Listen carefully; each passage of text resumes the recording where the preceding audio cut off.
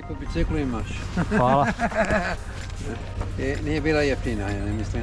Tako sve skupo ovdje. A sve je skupo? Je. Velika diferenca između ovdje i Australije, vidite. Mi smo dali u Sidneju, cijeli Sidnej da bude za bicikle sada. Našli smo jednu lajnu kao avuta i sve to. Ne smijemo to blizu njih 3 metra. Aha. Razumiješ i to. Ako se udre, ti si odmah kriv sa avutom. A ovdje nema misle da tako se može nakon doći. Stojite vi dobro. I ti dobro. Doviđenja.